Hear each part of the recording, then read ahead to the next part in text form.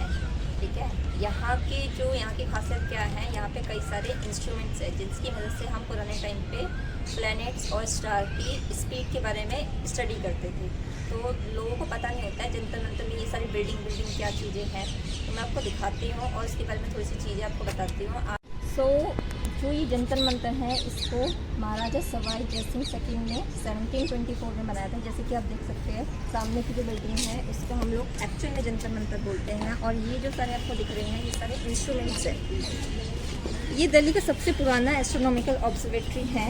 इसको वैसे सूर्य, चंद्रमा और जितने भी हमारे स्टार्स हैं उसकी स्पीड को कैलकुलेट करना था।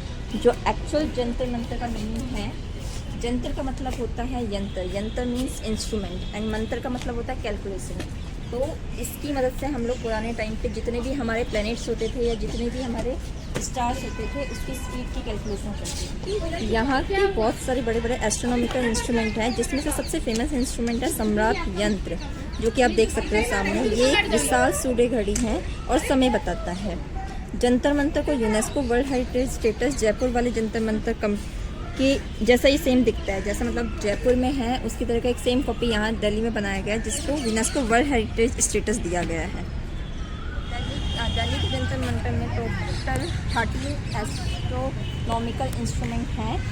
जैसे कि आप देख सकते हो ये सारे के सारे इंस्ट्रूमेंट ही थे जो पुराने टाइम पे लोगों ने बनाए थे। अपनी मतलब उनकी एक साइंटिफिक तरीका था जिसकी वजह से वो सारी चीज़ों को कैलकुलेट करते थे।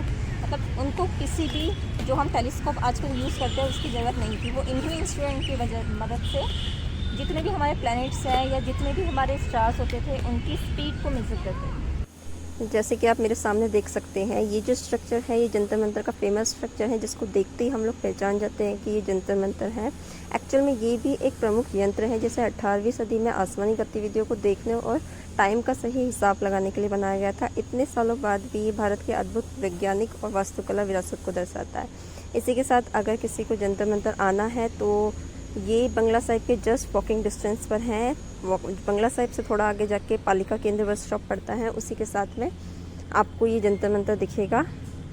तो ये व्लॉग बनाने का मेन मकसद था लोगों को बताना, जो लोग बोलते हैं कि जंतर मंतर में है ही क्या। तो जंतर मंतर में बहुत सी चीज़ें हैं, अगर आपको उसका एक्चुअल नॉलेज है, ज्ञान है, आपने पढ़ा है, तो आपको जाके पता चलेगा वहाँ पे क्या क्या चीज़ें क्यों बनाया गया है। ठीक है, तो हमें तो बहुत अच्छा लगा। इसी के साथ इस मिनी ब्लॉग को यहीं ख़त्म करते हैं।